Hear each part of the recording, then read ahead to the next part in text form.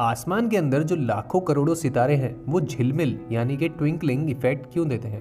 वहीं पे दूसरी तरफ सूरज को जब हम सुबह उगते हुए देखते हैं तो वो होराइजन की लाइन पे आने से पहले ही हमें विजिबल क्यों हो जाता है। इन्हीं दोनों इवेंट्स के पीछे की साइंस क्या है, इसके बारे में जानेंगे इस सेशन में।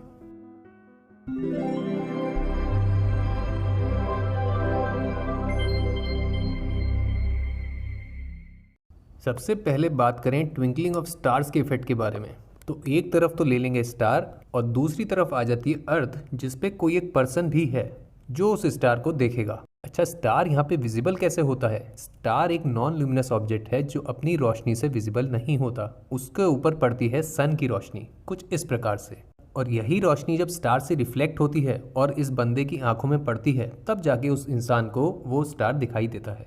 और ये जो हमने पूरा केस लिया, इसके अंदर कोई भी ट्विंकलिंग इफेक्ट नहीं है, क्योंकि यहाँ पे हमने एक इंपॉर्टेंट फैक्टर अर्थ का एटमॉस्फेयर अकाउंट में नहीं लिया है। अब अर्थ का एटमॉस्फेयर कैसा होता है? अर्थ के एटमॉस्फेयर में जो डेंसिटी होती है लेयर्स की, वो लगातार वेरी करती रहती है।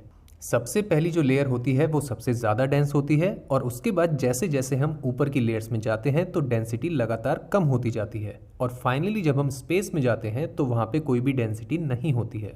अब फिर से सन से एक लाइट की रे को लेते हैं और स्टार के ऊपर डालते हैं, तो यहाँ से रिफ्लेक्ट होने के बाद जब ये पहली लेयर पे टकराएगी, तो क्योंकि वहाँ पे डेंसिटी का चेंज है तो वहाँ पे कौन सा फिनोमिना होगा? Refraction phenomena.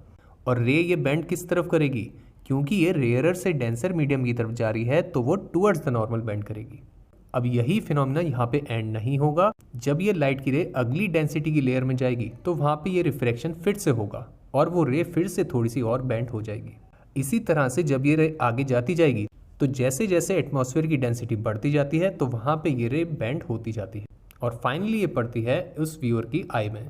अब जाके वो व्यूअर उस स्टार को देख पाता है, और इस स्टार की लोकेशन अब वो पुरानी लोकेशन नहीं है। इसकी लोकेशन बनती है कुछ इस प्रकार से, यानी कि जब हम इस फाइनल रे को ले जाते हैं पीछे की तरफ, तो जहाँ पे ये एंड करती है वहाँ पे स्टार की एपरेंट पोजिशन, यानी कि नकली पोजीशन, जिस पे वो दिखाई दे रहा है नहीं लेकिन दिखाई दे रहा है, वो बनती है।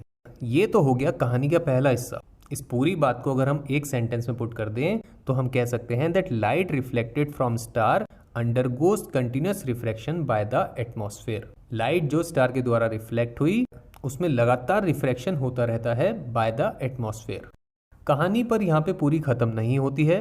कहानी में एक छोटा सा हिस्सा और है, क्योंकि एटमॉस्फेयर के जो पार्टिकल्स हैं वो स्टैटिक नहीं रहते, वो लगातार मूव करते रहते हैं विंड्स की वजह से, हवा जो चलती है उसकी वजह से। इसलिए जो लाइट स्टार से रिफ्लेक्ट होके आती है व्यूअर की आई में, उसकी पोजीशन भी लगातार चेंज होती रहती है, वो भी एक जगह नहीं रहती। यही कारण है कि जो एपरेंट पोजीशन स्टार की उस व्यूअर को दिखाई देती है वो एक जगह पे नहीं रहती, वो कुछ इस प्रकार से लगातार ही हर सेकंड चेंज होती रहती है, और इसी इफेक्ट के कारण हमें स्टार झिलमिलाता हुआ, ट्विंकल करता हुआ दिखाई देता है।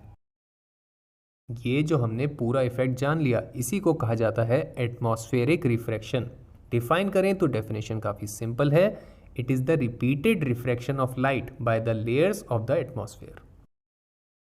इस पूरे इफेक्ट में अगर छोटा सा चेंज करें और इस इंसान को, जो उस स्टार को देख रहा था, इसको अर्थ से उठा के हम कुछ इस तरह से ले जाएं ऊपर की तरफ और ले आएं स्पेस में इस पॉइंट पे, और अब ये सवाल पूछें कि क्या यहाँ पे ट्विंकलिंग इफेक्ट होगा? यहाँ पे ट्विंकलिंग इफेक्ट नहीं होगा।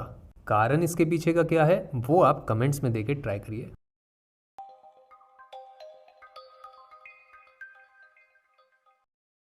इसके बाद दूसरी इवेंट आती है that sun is visible to us 2 minutes before sunrise. इसको समझने के लिए क्विकली एक सेटअप बना लेते हैं। सबसे पहले आ गई अर्थ, और फिर आ गया ये एक इंसान जो उस सनराइज को देखेगा। इसको प्लेस कर देते हैं अर्थ पे इस ए पॉइंट पे। अब यहाँ पे पहले एक वर्ड सीखना जरूरी है, लाइन ऑफ होराइजन। होराइजन की लाइन हम इस इमेज में देख सकते हैं। ये वो लाइन है जहाँ पे अर्थ या फिर सी स्काई से मिलती हुई दिखाई देती है। सूरज की जब पहली किरण सुबह निकलती है तो इसी लाइन से निकलता हुआ दिखाई देता है। तो इस हिसाब से सन की पहली पोजीशन हो गई ये, और उसका जो पहला पार्ट हमें दिखाई देता है वो हो गया बी पॉइंट। यानी कि इस केस में हमें सूरज तब दिखाई देगा जब बी पॉइंट से आती हुई लाइट पड़ेगी इस आदमी के आंखों में ए पॉइंट पे। लेकिन एक्चुअली ऐसा नहीं होता है। ये तो तब होगा जब अर्थ के अराउंड कोई भी एटमॉस्फेयर प्रेजेंट नहीं होगा। अर्थ के अराउंड एक एटमॉस्फेयर प्रेजेंट होता है, और उस केस में बात कुछ अलग होती है। सूरज जब होराइजन की लाइन तक नहीं आया होता और वो उससे थोड़ा नीचे होता है, हमें दिखाई नहीं देना चाहिए जब उसे, तो उसकी जो टिप है उसको अगर नाम दे दें सी। अब इस सी पॉइंट से जो रे ऑफ लाइट निकलती है वो कायदे में ए पॉइंट वाले बंदे को नहीं दिखाई देनी चाहिए, क्योंकि वो लाइन कुछ इस प्रकार से जानी चाहिए। लेकिन यहाँ पे होता क्या है, ये जो पूरा एरिया हम यहाँ पे वाइट कलर से देख पा रहे हैं वो एक्चुअली क्या है, एटमॉस्फेयर के बाद जितना भी एरिया आता है वो होती है स्पेस। तो इस स्पेस में तो लाइट जाती है सीधी, लेकिन जब वो आती है इस पॉइंट पे, नाम दे देते हैं इसको ई, तो इसके बाद अब जो रास्ता ट्रेवल करेगी लाइट वो स्ट्रेट लाइन में नहीं जाएगा। ये हम पिछली इवेंट में भी सीख चुके हैं। अब उसमें लगातार रिफ्रैक्शन होता जाएगा और वो लाइट कुछ इस प्रकार से लगातार बेंड होती जाएगी टुवर्ड्स द नॉर्मल, और वो ए पॉइंट पे बैठे बंदे की आंखों में चली जाएगी।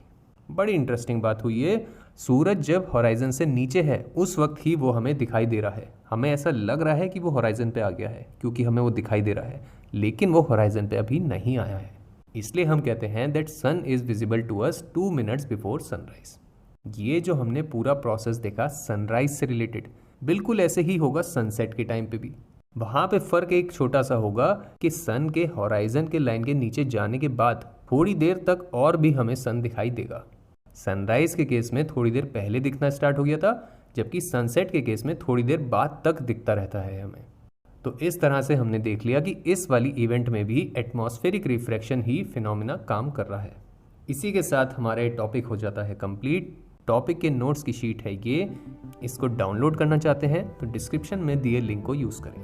अगले एपिसोड में हम बात करेंगे लाइट के एक और इंटरेस्टिंग फिनोमिना स्कैटरिंग के बारे में। अभी के लिए बाय बाय।